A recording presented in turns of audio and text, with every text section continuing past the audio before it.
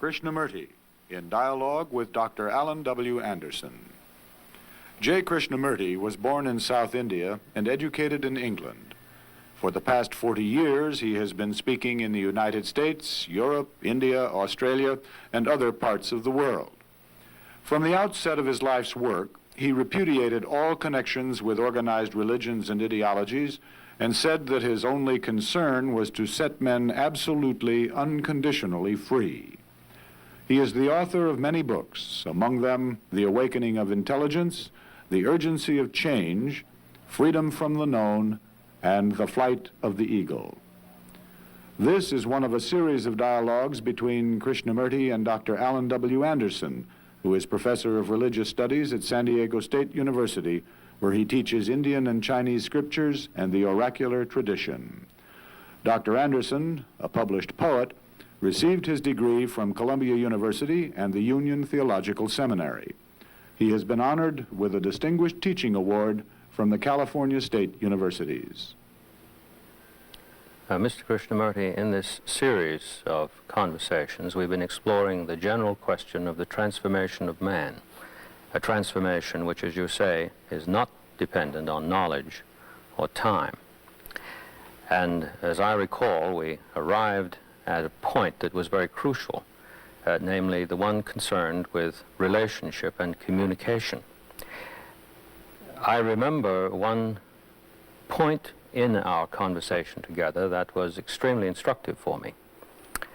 A point at which, when you asked me a question, I began to answer it, and you interrupted me and reminded the viewers and me that the important thing here is not to finish out a theoretical construction, rather to attain to the right beginning point so that we don't go beyond where we haven't yet begun.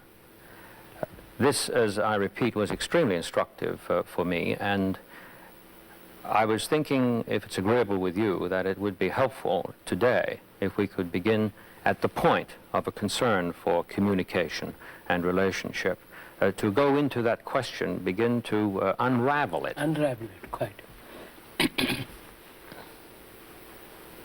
I wonder, sir, what that word communication means. To communicate implies not only verbally, but also the listening in which there is a sharing, thinking together, not accepting to something that you or I say, but sharing together, thinking together, creating together. All that is involved in that word communicate. And in that word is implied also the art of listening. The art of listening demands a quality of attention in which there is real listening, real sense of having an insight as we go along. Yes. Each second, not at the end, but at the beginning. So that we are together, we are walking together all the time. Yes, yes, right. There's a concurrent activity yes. here. Not one making a statement, the other thinking about it, and then saying, well, I agree, I don't agree, I accept, I don't accept. These are the reasons I don't accept, these are the reasons I do. But we are journeying together, walking together on the same side by path, side. on the same road, with the same attention, with the same intensity, at the same time. Otherwise, there is no communication. Exactly. Exactly. Communication implies there must be, at the same level, at the same time, with the same intensity, we are walking together. We are thinking together. We are observing together, sharing together. Would you say that this requires an activity that underlies the speaking together, or does one come to the activity after one has started to speak together? No, no, sir. Well, we're not saying what is the art of listening, aren't we? Yes. The art of listening implies, doesn't it, that there is not only the verbal understanding between you and me, because we're both speaking English, Yes. and we know the meaning of each word, more or less, and at the same time, we are sharing the thing, the problem together, sharing the issue together. Because, as you said, it's a matter of life and death. Absolutely, that's it. If you and I are both serious, we are sharing the thing. So, in communication, there is not only a verbal communication, but there is a non-verbal communication, which is really, which comes into being, or which happens when one has the art of really listening to somebody, in which there is no acceptance, no denial, or comparison, or judgment, just the act of listening. I wonder whether I'm on the right track here. If I suggest that there's a relation that's very deep here between communication and what we call in English communion. Communion, yes. So that if we are in communion, our chance of communicating... Becomes simpler. Right. Now, to be in communion with each other, both of us must be serious about the same problem, at the same time with the same passion. Otherwise, there's no communication. Exactly. If you're not interested in what is being said, well, you will think of something else and communication stops. So there is a verbal communication and a non-verbal communication. They're both operating at the same time. One doesn't precede the other or follow upon the other. It is, yes. Yeah. They move together. Which means that each of us, being serious, give our attention completely to the issue. That act of seriousness that takes place then requires the utmost devoted attention. So, but yes. A man who is really serious lives. Not the man who is flippant or merely wanting to be entertained. He doesn't live. The general notion of being serious about something generally suggests either undergoing some pain about something, or I'm serious about something in order to get something else. These two things, as a rule, are what persons imagine by seriousness. As a matter of fact, we often hear this expression, "Don't look so serious." Yes. Don't we? Yes. It's as though we fear something about the serious. So, look, as we said yesterday, the world is in a mess. Yes. And it's my responsibility, living in this world as a human being who has created this mess, it's my responsibility to be serious in the resolution of this problem. I'm serious. It doesn't mean I'm long-faced, I'm miserable, unhappy, or I want something out of it. It has got to be solved. It's like going, if one has a cancer, one is serious about it. You don't play around with it.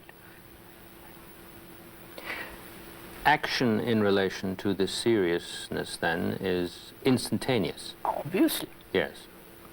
This raises not an additional question. I don't mean to go beyond where we haven't begun in that sense. But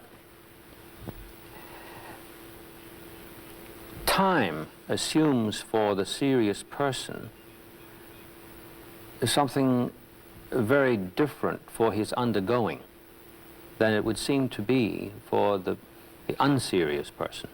One wouldn't have then the feeling of something being dragged out, or as we say in English, time that has to be put in. Put in, quite. As a matter of fact, one in this concurrent communication, in which communion is abidingly present,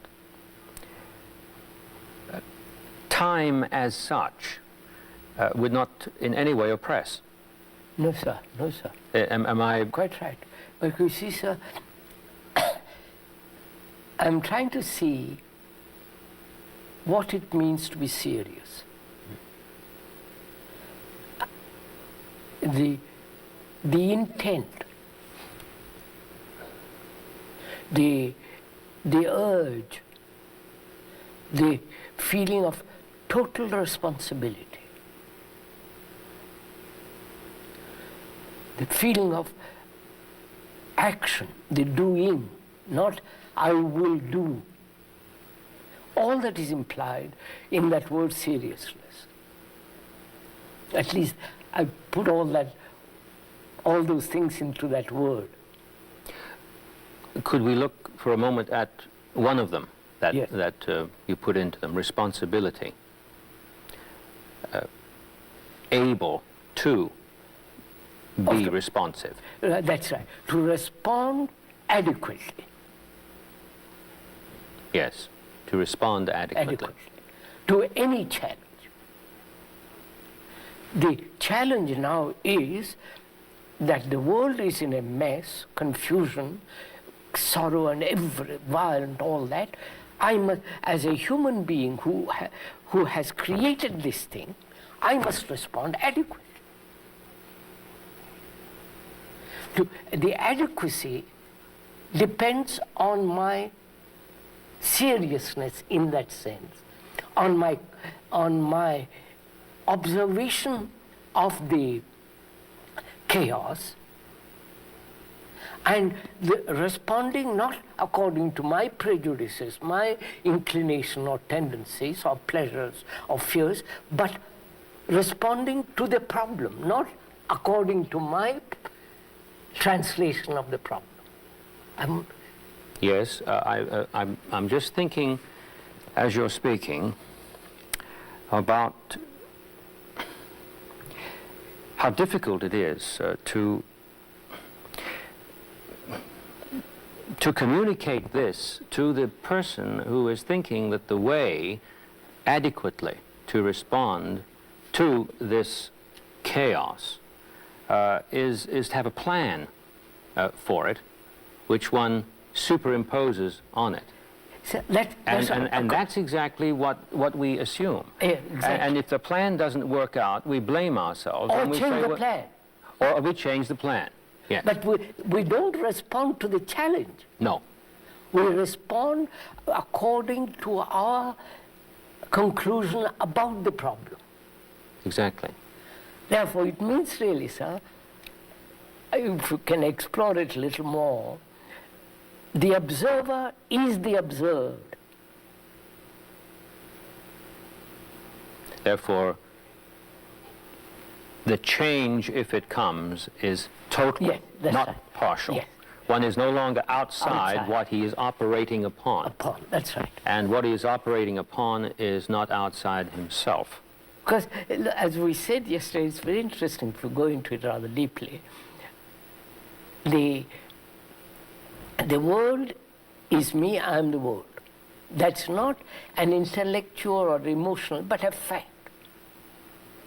Now, when I approach the problem, the chaos, the misery, the suffering, the violence, all that, I approach it with my conclusions, with my fears, with my despairs. I don't look at the problem. Well, would you think it possible to put it this way, that one doesn't make room for the problem? Yes, yes, put it in a way. Yes. Would that be all right? Yes. So let's look at this.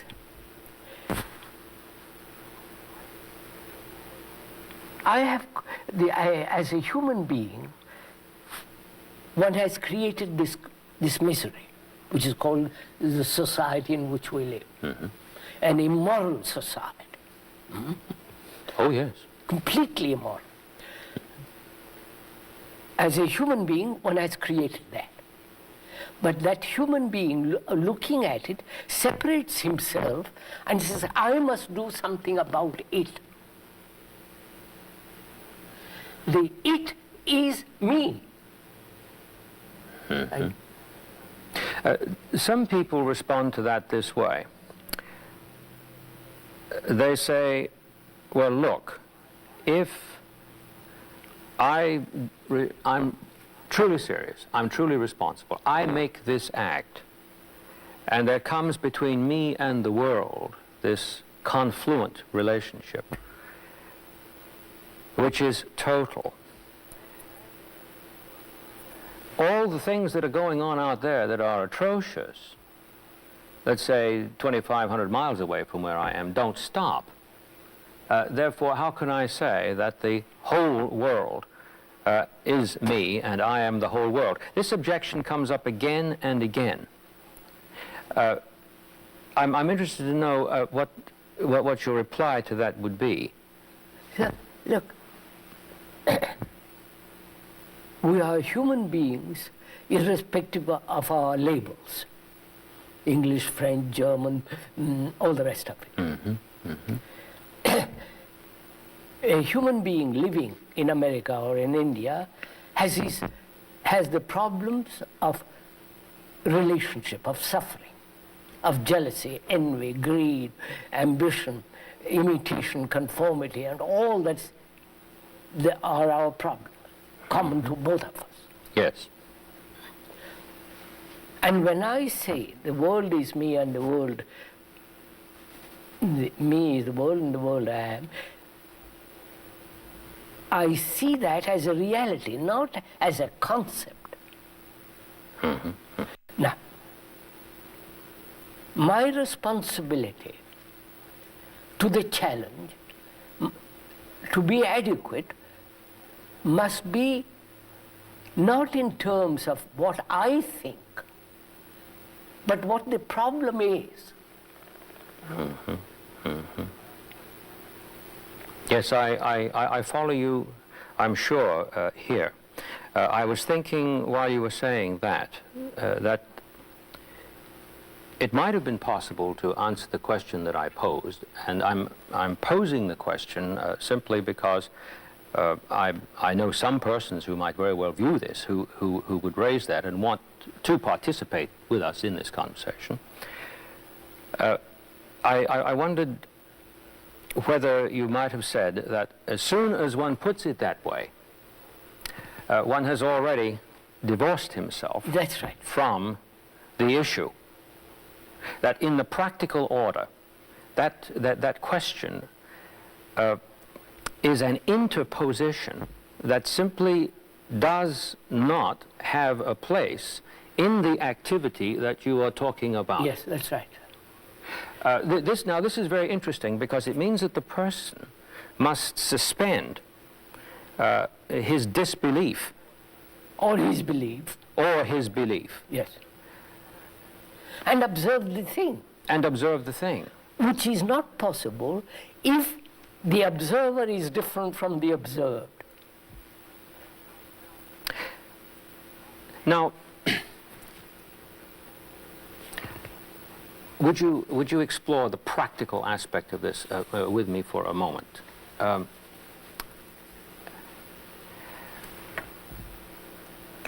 People will say, who up to this point are listening, it would seem, People at this point will say, well, yes, but I can't stop it. I think I have an intuition of what you mean, they'll say. But the minute that I open myself, or begin to open myself, all these things seem to rush in on me. What I had hoped doesn't seem to take place. If I understand you correctly, they're really not doing what they claim that they're trying to do. That's right. So can we put this question differently? What is a human being to do confronted with this problem of suffering, chaos, all that is going on around us? Mm-hmm. Yes. What is he to do?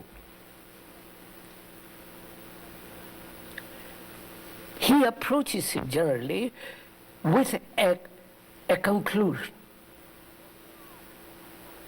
What he should do about it. And this conclusion is interposed between him... The conclusion is the factor of separation. Right. Now, can he observe the fact of this confusion without any conclusions, without any planning, without any predetermined way of getting out of this chaos? Because his determined conclusions,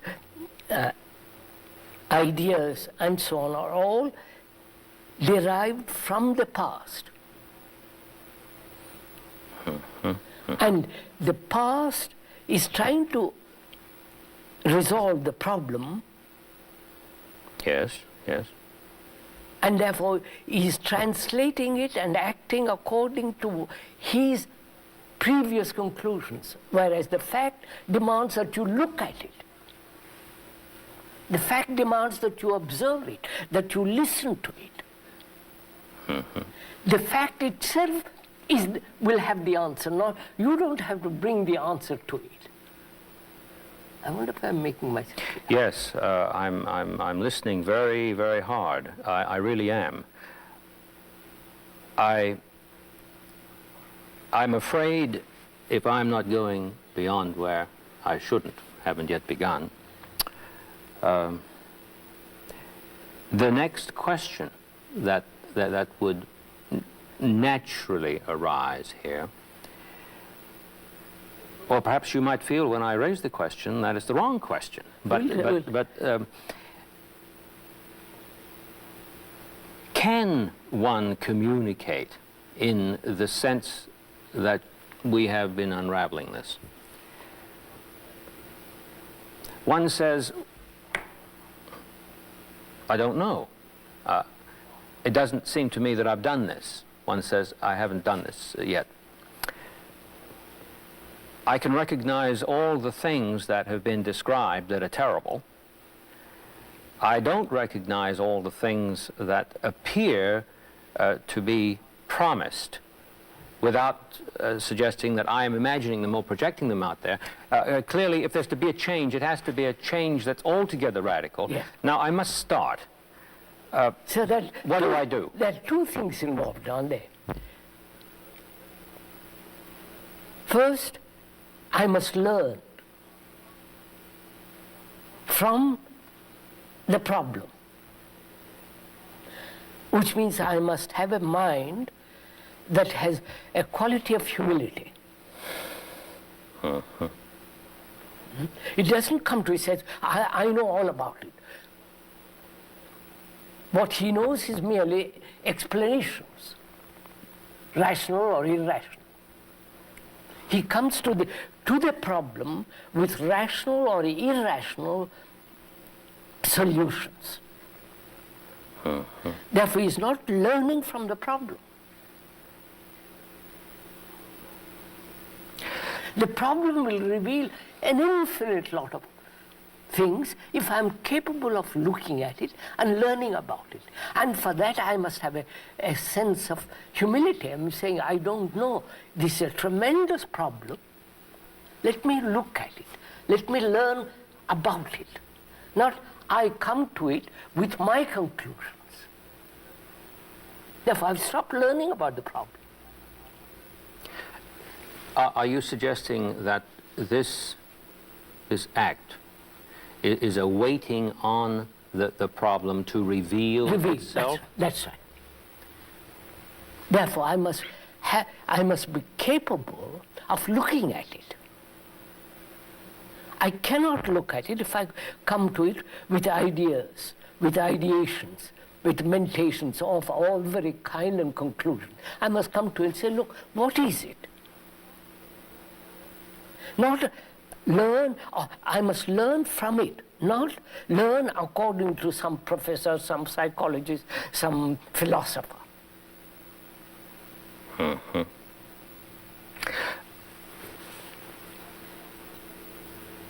That one has the capacity for this.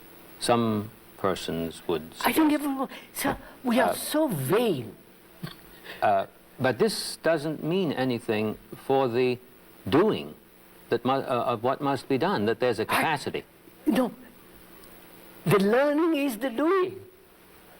Exactly. Yes, yes. I wanted to make that clear because we comfort ourselves with the curious notion, if I've been following you, that we possess a possibility, and because we possess the possibility, we think that someday it will actualize itself, perhaps. Quite.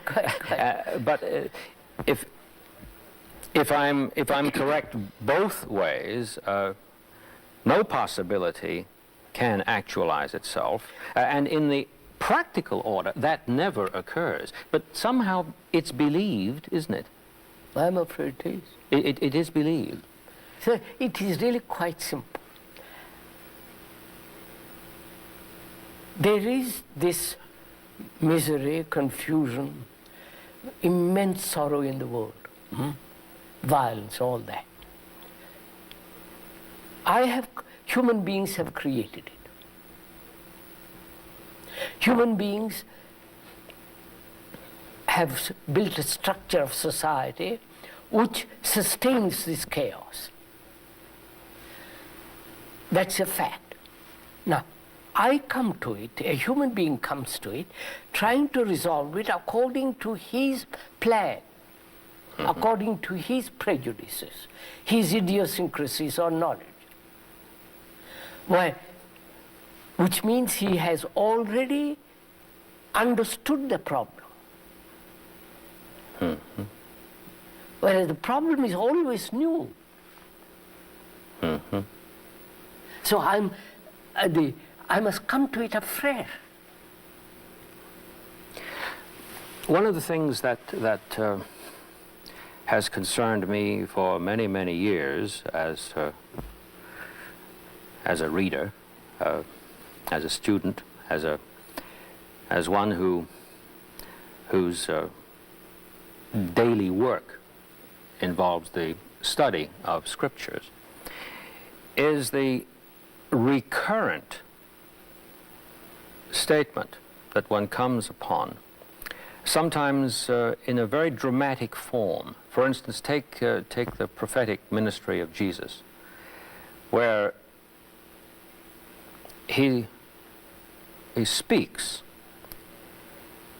and he says that they're hearing but they're not listening, they're observing but they're not seeing and doing. But then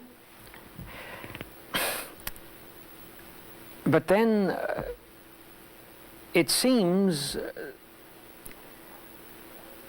that he doesn't say, in order to attain to that, do this. No.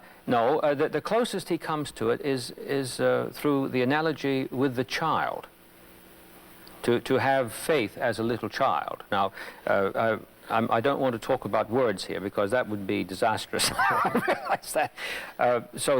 What's meant by faith here is not something that perhaps would be profitable to go into. But the analogy with the child suggests that the child is doing something that is lost somewhere along the way in some respect.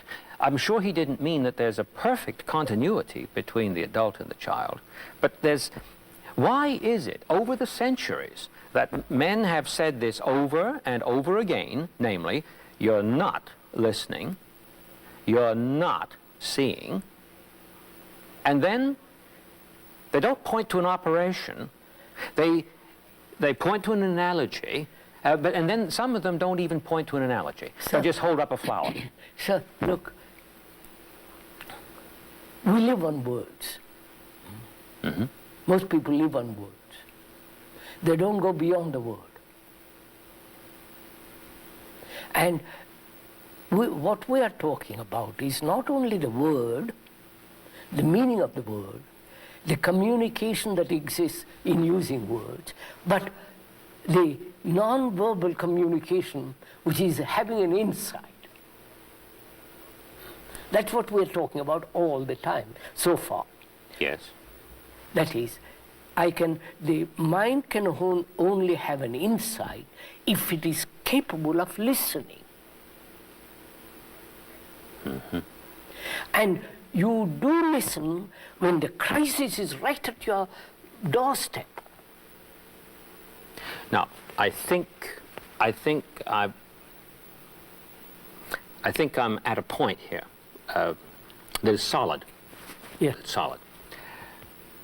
Is it that we don't allow ourselves access to the crisis? That's all that's there continuously. It isn't a crisis that's episodic. No, crisis is always there. It is there. Right. Well, we're doing something to shut ourselves off from it, aren't we? Or we don't know how to meet it. We don't know, either we avoid it, or we don't know how to meet it, or we are indifferent. We have become so callous. Mm-hmm. Mm-hmm.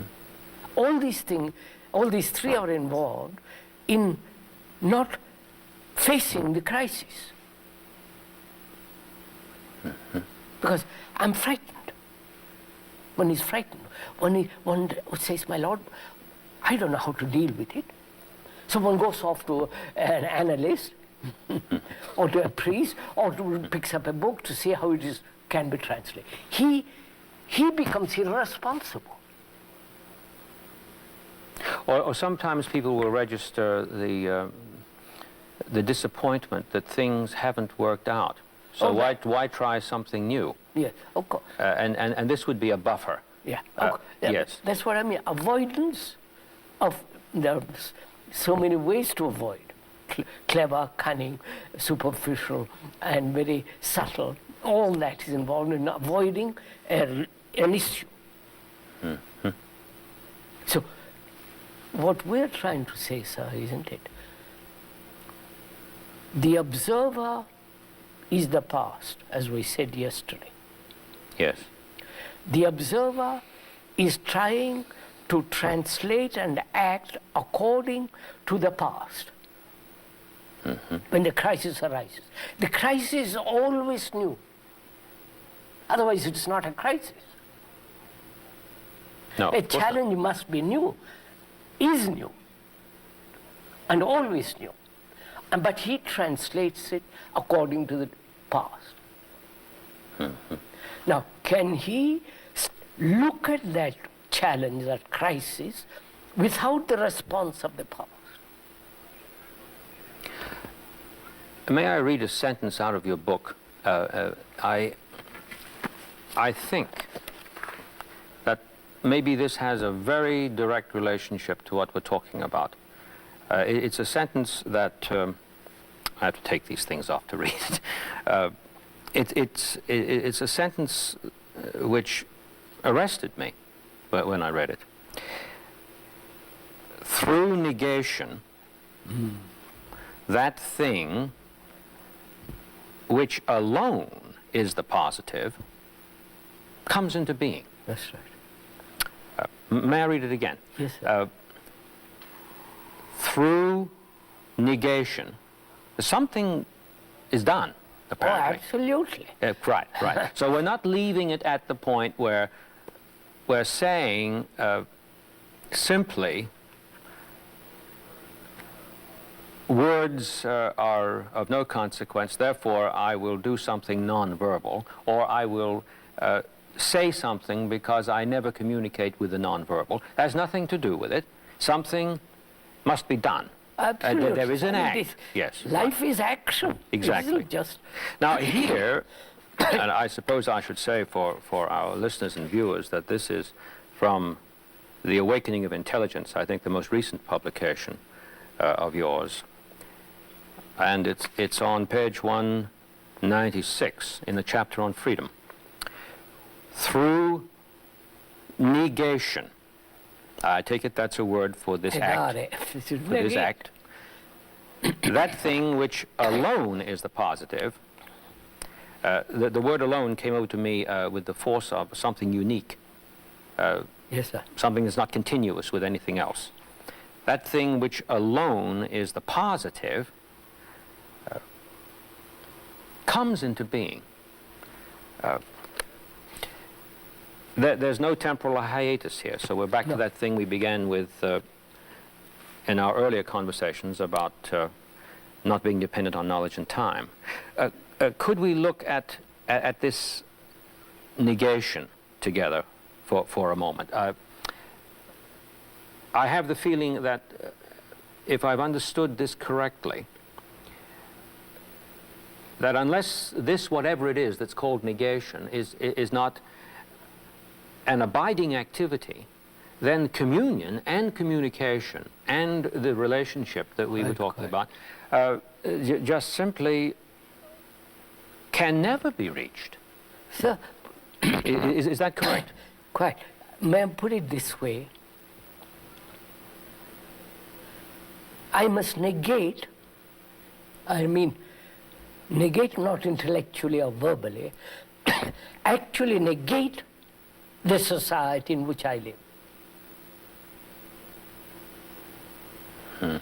The social, the implication of immorality,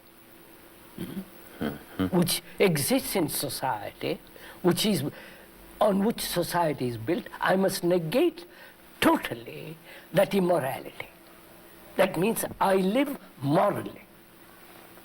In negating that, the positive is the moral.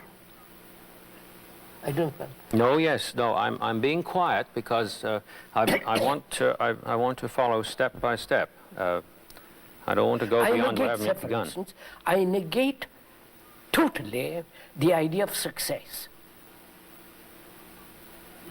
Yes, yes. I negate totally the idea. Totally. Yes. Not only in the mundane world, not only in the sense of achievement, in a world of money, position, authority, I negate that completely.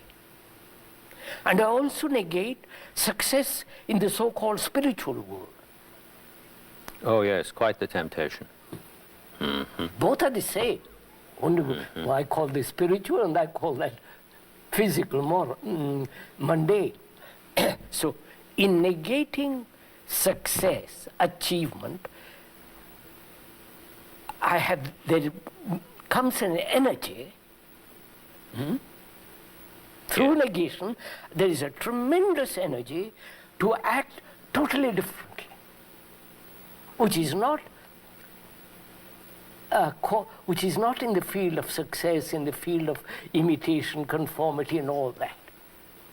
So, through negation, the actual negation, not just ideal negation, through actual negation, that of that which is immoral, morality comes into being. which is altogether different from trying to be And moral. that's of course. Trying to be moral is immoral. Yes. May I try to go into this another step? Yes. At least it would be a step for me. There's something that I intuit here as a double aspect to this negation. I'd like very much to see whether this is concurrent with your own feeling about this. I was going to say statement, and I stopped myself.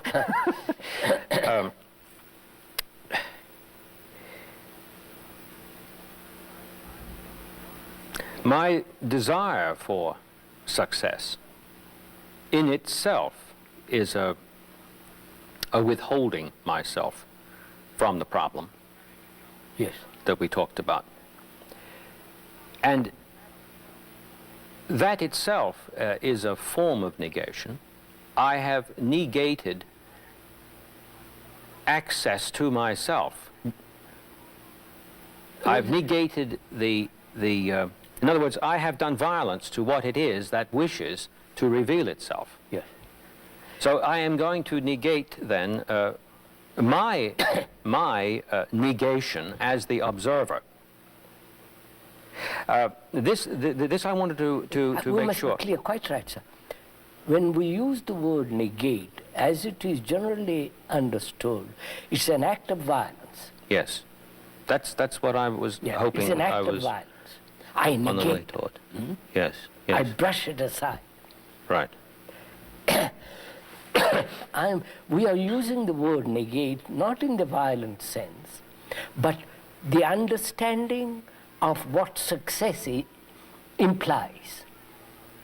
The understanding of what success implies. The me who is separate from you,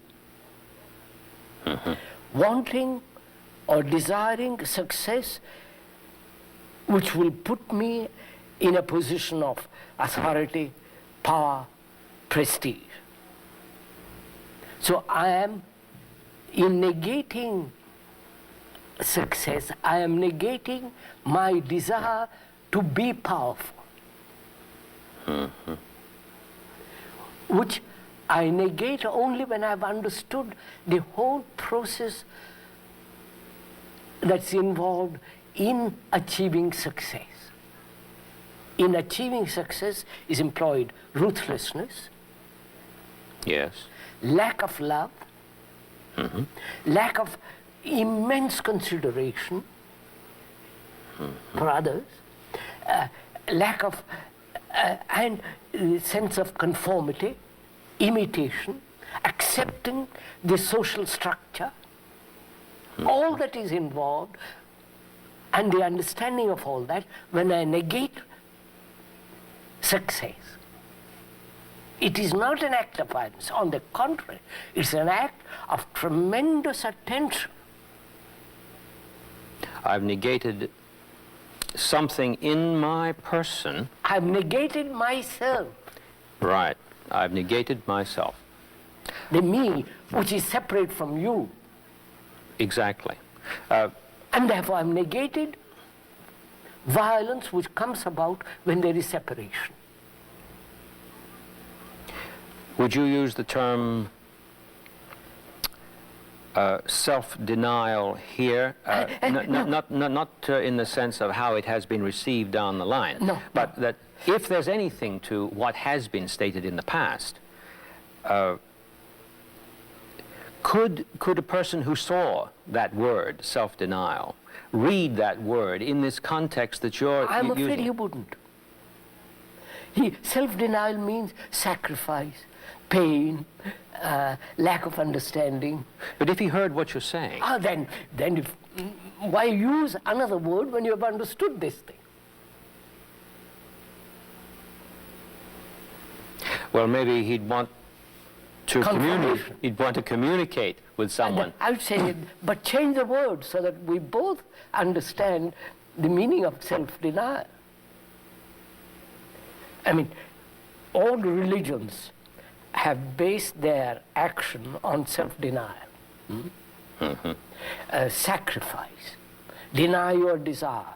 Deny your looking at a woman, or deny riches. Take a vow to poverty. You know, all the vow of poverty, vow of celibacy, and so on. All those are all a kind of punishment. A distorting of a clear perception.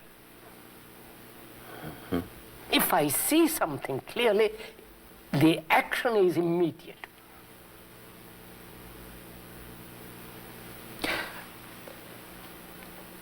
So negate implies diligence. The word, diligence means giving complete attention to the fact of success. We are taking that word. Giving my whole attention to success,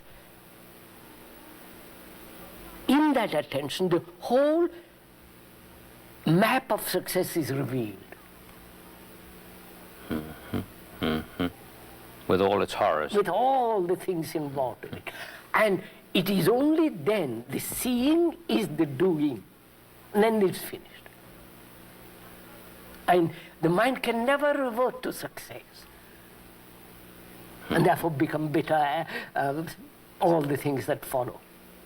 What you're saying, I take it, is that once this happens, it's finished. There is no reversion. Of course not. Take, for instance, sir. It isn't something that one has to keep up. Of course not. Well, fine. I'm delighted we've established that. Now, take, for instance, what happened. In 1928, I happened to be the head of a tremendous organization, a religious organization. And I saw around me various religious organizations, sects, Catholic, Protestant, and I say, all trying to find truth. So I said, no organization can lead man to truth. So I dissolved it. Property, an enormous business, all that. I can never go back to it. When you see something as poison, you won't take it again. You shouldn't say, by Joe, I made a mistake, I should go back. And it's like seeing danger. When you see danger, you never go near it again.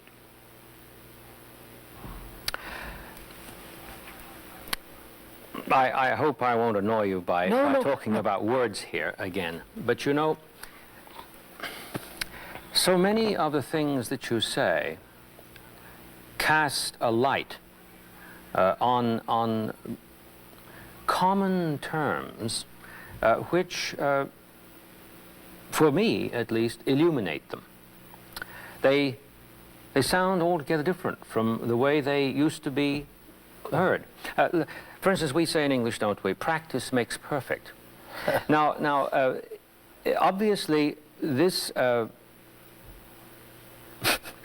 this can't be the case if we mean by practice that we're repeating something. Yeah. But if we mean by practice the Greek praxis, which is concerned directly with act, not repetition, but with act. Yes, sir. Then to say it makes perfect doesn't refer to time at all. It's that upon the instant the act is performed, perfection is. Now, I'm sorry, but I use the word instant again, and I understand why that's awkward. But I think in our communication,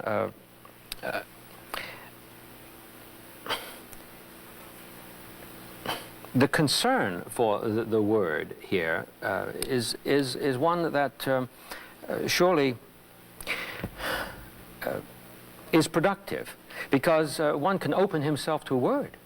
Of course. And if one sees the word that way, then it appears that there's a whole host of phenomena which suddenly acquire a very magical significance. Not magical in the sense of enchantment, but they open a door, which when walked into, immediately situates him in the crisis in such a way that he attains to this that you call the one alone, the unique, yes, which comes into being. Yes. Which comes into being. So, sir, can we now go back now or go forward to the question of freedom and responsibility in relationship? That's what we left off yesterday. Right. Yes, and that was quoted from the chapter on freedom. Yeah. Yes. First of all, can we go into this question of what it is to be responsible? I should like that. Because I think that is what we are missing in this world and what is happening now. We don't feel responsible. We don't feel we are responsible because the people in position, in authority, politically, religiously, are responsible. We are not. That's a general feeling that's all over the world. Because those over there have been delegated to do a job by me. Yes. And scientists, politicians, the educational people, the religious people, they are responsible, but I know nothing about it, I just follow. That's the general attitude right through the world. Oh, yes. Oh, yes. Solzhenitsyn, you follow the whole thing. Right. One feels he gets off scot-free that way because it's the other one's fault. Yeah, so I make myself irresponsible. By delegating responsibility to you, I become irresponsible. Whereas now we are saying, nobody is responsible except you.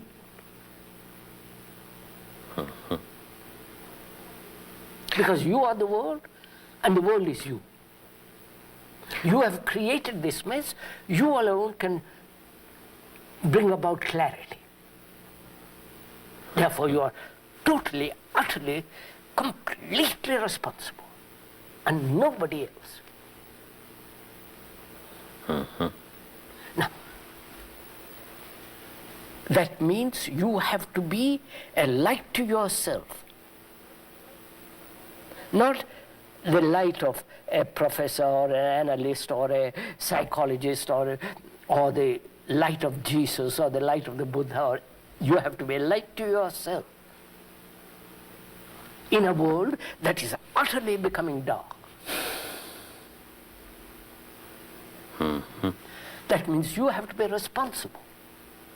Now, what does that word mean? It means really to respond totally, adequately to every challenge.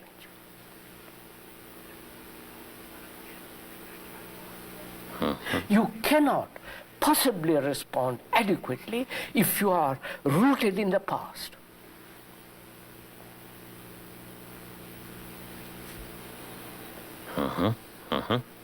Because the challenge is new. Otherwise, it's not a challenge.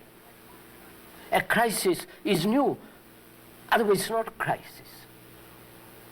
So, if I respond to a crisis in terms of a preconceived plan, which the communists are doing, or the Catholics or the Protestants, and so on, then they are not responding totally and adequately to the challenge. This takes me back to something I think that's very germane in the dramatic situation of confrontation between the soldier and the Lord Krishna in the Gita. Arjuna, the general of the army, says to Krishna, "Tell me definitely what to do, and I will do it." Now, Krishna doesn't turn around and say to him in the next verse, "I'm not going to tell you what to do." But of course, at that point, he simply doesn't tell him what to do. One of the great Sanskrit scholars has pointed out that that's an irresponsible reaction on the part of the teacher. But if I'm understanding you correctly, he couldn't have done otherwise. Yeah. When that man put that question, he is putting a question out of irresponsibility. Of course, a refusal to be responsible. Exactly, a refusal to be responsible. That's why, sir. Responsibility means total commitment. Total commitment. Total commitment to the challenge. Responding adequately, completely to a crisis. That the word responsibility means that. To respond. I cannot respond completely if I'm frightened. Or I cannot respond completely if I'm seeking pleasure. I cannot respond totally if my action is routine, is repetitive, is traditional, is conditioned. So to respond adequately to a challenge means the me, which is the past, must end. And at this point, Arjuna just wants it continued right down the line. That's what everybody wants. Huh? Politically, look what is happening in this country and elsewhere. We don't feel responsible. We don't feel responsible to how we bring our children up. I understand. I really do, I think. In our next conversation, I'd really like to continue this in terms of the phrase that we sometimes use, being responsible for my action. But that doesn't seem to be saying exactly what you're saying at all. As a matter of fact, it seems to be quite wide of the mark. Quite Good. Let's do that. Right.